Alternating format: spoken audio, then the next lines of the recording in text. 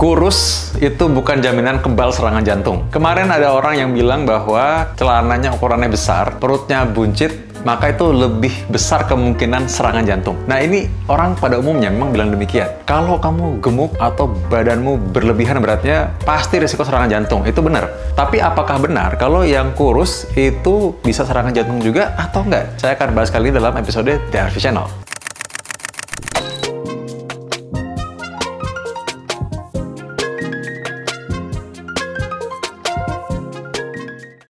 Nah, jadi kalau orang bilang bahwa kurus ini harusnya nggak akan serangan jantung. Nah, itu fakta atau mitos? Ini sebenarnya mitos. Orang yang kurus ini banyak serangan jantung juga sebenarnya. Cuma memang faktor risikonya lain. Contohnya saya punya pasien, usia 42 tahun, datang dengan keluhan sakit dadanya. Tiba-tiba keringat dingin, lalu masuk ICU, kita lakukan kateterisasi, kita pasang stent, lebarkan pembuluh-darahnya kembali sehingga jantungnya bisa kembali bernafas. Nah, ini orangnya kurus tuh, nggak gemuk. Tapi kenapa bisa serangan jantung? Faktor risiko serangan jantung sebenarnya banyak, bukan cuma obesitas saja. Jadi ada orang yang memang obesitas sehingga risikonya meningkat menjadi serangan jantung. Itu benar, karena obesitas ini, terutama obesitas sentral, banyak lemaknya di bagian perut ini memberikan hormon-hormon itu aktif dan menyebabkan kerusakan di pembuluh darah termasuk pembuluh darah jantung. Tapi orang yang kurus itu masih punya faktor risiko yang lain. Darah tinggi, nggak harus gemuk. Ada juga orang kurus darah tinggi. Orang kolesterol tinggi, tidak harus juga orangnya gemuk. Ada juga orang yang kurus kolesterol tinggi. Orang yang merokok, tidak perlu gemuk. Cukup dia merokok saja, itu sudah meningkatkan risiko dia terjadi serangan jantung.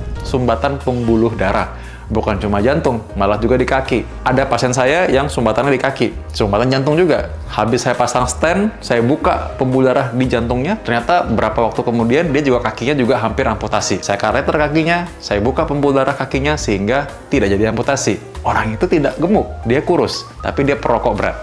Jadi apakah Anda yang merasa kurus itu aman nggak sih? Pasti nggak serangan jantung. Ada orang dibilang namanya skinny fat. Jadi walaupun dia kurus, tapi sebenarnya komposisi tubuhnya tuh tidak benar-benar normal. Artinya banyak lemaknya sebenarnya, ototnya kecil. Nah, ini saya punya pengalaman juga karena saya memanage berat badan pasien-pasien saya bersama dengan Dr. Andrea. Kalau Anda sempat lihat di video-video YouTube channel, itu ada Dr. Andrea yang selalu memberikan tips-tips gizi. Nah, kami di Jakarta Varsity Clinic itu juga memanage untuk mencegah seseorang terjadi sumbatan pembuluh darah itu dengan cara kita memanage berat badannya. Ini beda sekali dengan orang yang manage berat badan. Cuma kalau pengen nggak makan aja deh, pasti kurus juga. Benar, tapi kadang-kadang karena kita nggak makan aja, bukan cuma kurus, tapi kurang gizi juga. Jadi gizinya tidak seimbang, nutrisi tidak lengkap. Jadi akhirnya ya kurus tapi ya banyak lemaknya. Kurus tapi kolesterol tinggi. Kurus tapi tekanan darah tinggi juga. Karena pengaturan makannya tidak baik. Jadi yang penting bukan sekedar kurus sebenarnya, tapi harus komposisinya juga baik, ototnya cukup, lalu orangnya sehat juga, tekanan darah juga normal. Faktanya orang Asia itu beda dengan orang Kaukasia. Orang Kaukasia banyak yang gemuk semua, ya orang-orang yang bule gitu ya. Besar badannya semua sekalian besar semua. Tapi orang Asia tuh banyak yang kelihatannya kurus nih, tapi perutnya yang buncit. Jadi kelihatannya kurus, padahal sebenarnya perutnya besar. Lingkar perutnya sudah lewat 90 cm untuk laki-laki, lalu lewat 80 cm untuk perempuan. Ya, atau memang kelihatannya benar-benar kurus, tapi ya ternyata kolesterolnya tinggi, darah tinggi juga, dia perokok juga, atau komposisi tubuhnya ototnya kecil atau atrofi karena malas olahraga. Dan asupan proteinnya kurang. Jadi dia nggak makan daging, kurang makan daging, atau ya kalau memang dia vegetarian mungkin, atau orang yang tidak makan daging ya, dia mungkin ya makannya tidak banyak yang mengandung protein, kedelainya kurang, ya jadi malas makan lah, makannya nggak teratur. Banyak di antara pasien-pasien saya yang punya pola hidup yang berulang tiap hari. Tapi itu meningkatkan risiko serangan jantung tanpa mereka sadari. Tiap hari di jalanan mungkin lama. Entah mereka di angkutan, mereka punya kendaraan sendiri. Tapi mereka bayangkan, karena macetnya mesti 2 jam sampai ke tempat kerja. Pulang lagi dari tempat kerja 2 jam lagi. Berarti sehari udah 4 jam di jalanan. Sampai ke tempat kerja, mereka kan duduk 8 jam kerjanya. Jadi bayangkan, mereka 12 jam itu duduk terus. Tidak ada aktivitas fisik yang berarti. Bayangkan kalau seperti itu sehari-hari. Apakah mereka sempat olahraga? Tidak semuanya sempat. Mereka pulang sudah capek, jadi akhirnya makan juga tidak teratur. Pesan makanan pun dari online, sehingga tidak perlu bergerak banyak. Nah, setiap hari karena gizinya juga tidak teratur, nutrisi tubuhnya tidak tercukupi, tidak banyak aktivitas fisik, sedentary lifestyle, ini membuat seseorang jadi skinny fat. Ini membuat seseorang yang kurus punya risiko penyakit jantung yang tinggi. Belum lagi kalau sambil nunggu, sambil kerja, lalu mereka, ya itu tadi, begadang, stresnya tinggi, rokok lagi kan, ya tambah tinggi lagi risiko serangan jantung. Padahal orangnya ya kurus, tidak gemuk, tidak berlebihan, tidak buncit malahan. Kolesterol dan hipertensi datang diam-diam.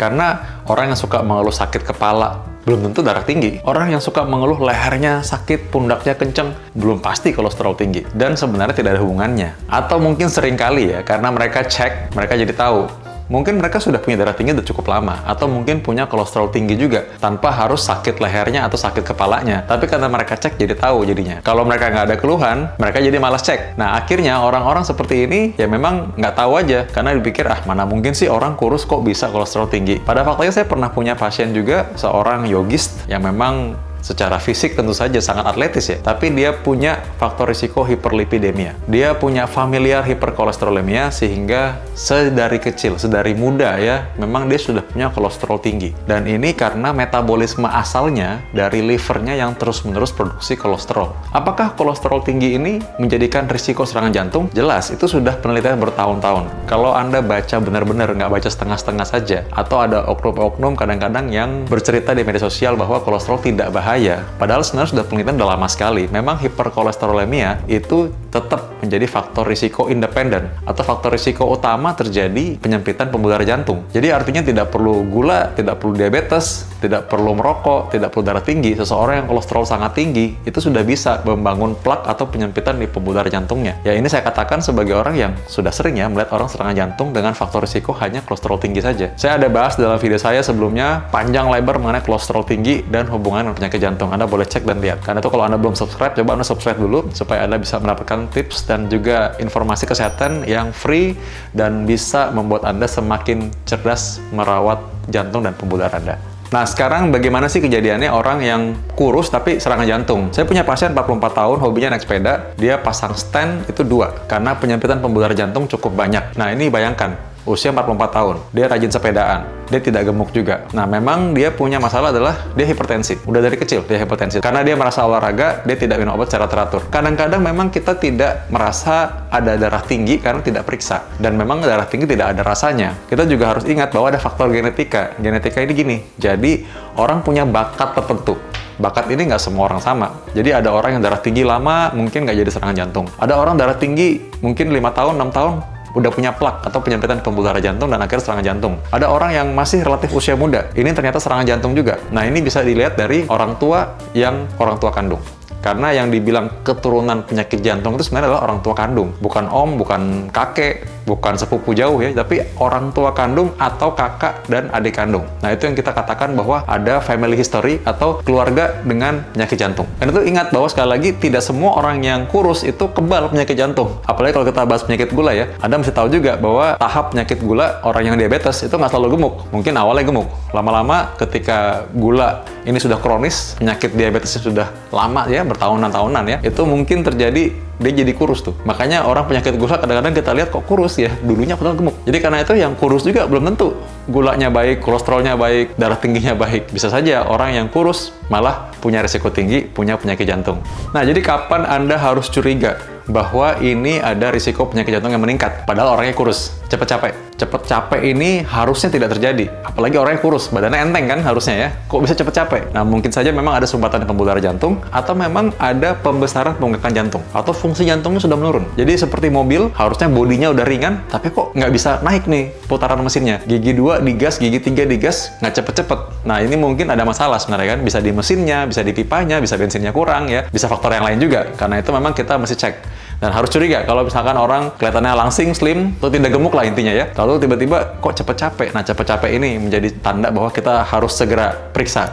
Karena mungkin jantungnya udah teriak minta tolong sebenarnya. Orang yang kurus tapi punya faktor risiko. Orang punya darah tinggi, orang yang punya diabetes. Nah, ini kita harus mesti hati-hati nih. Jadi walaupun kurus, tetap kita mesti kontrol, periksa. Pastikan tensinya benar-benar terkontrol apa enggak. Ada orang minum obat bertahun-tahun, ternyata tensinya tidak terkontrol. Jadi obatnya mungkin tidak cocok lagi, karena obat tensi mungkin berubah. Seiring usia berubah, kondisi klinis mungkin juga berubah. Atau mungkin orang dengan punya penyakit gula, minum obat, tapi ternyata dia pola hidupnya tetap aja, nggak beraturan juga. Tetap bukan pola hidup sehat, mengandalkan obat saja. Nah, itu juga kita mesti hati-hati. Walaupun kurus, coba kita cek dulu. Bener nggak gulanya turun? Jadi, apa yang harus dilakukan? Setelah itu, coba cek ulang faktor risiko penyakit jantung. Banyak sebenarnya, ada lab, kita cek darah. Saya sebenarnya share juga di Instagram saya berapa kali, lalu juga di YouTube. Coba Anda lihat deh video-video saya sebelumnya. Apa sih yang harus dicek kalau misalkan orang mau memeriksa kondisi jantungnya? Memang sebenarnya setiap orang akan kesehatan lain-lain beda-beda ya tergantung kondisi, tapi secara umum sebenarnya kita bisa cek lapisan darah dulu deh. Kita bisa cek profil lipid puasa, gula darah, HbA1c, darah rutin secara umum ya.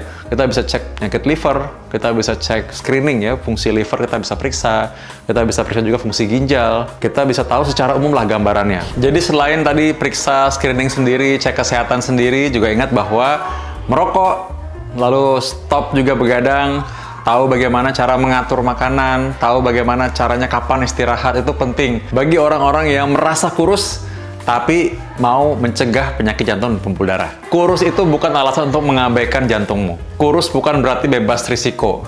Jadi bukan hanya angka timbangan saja, tapi angka lab, tensi, itu juga meningkatkan risiko atau bisa menurunkan risiko Anda terkena penyakit jantung dan pembuluh darah. Pola hidup sehat sangat penting, makanya saya nggak habis-habisnya mengingatkan untuk bagaimana caranya screening, cek kesehatan, dan juga pola hidup sehat di YouTube channel ini. Anda boleh subscribe, dan Anda boleh bagikan kepada orang-orang lain supaya makin banyak orang yang sehat dan makin sayang dengan jantung dan pembuluh darahnya. Sampai ketemu di episode selanjutnya.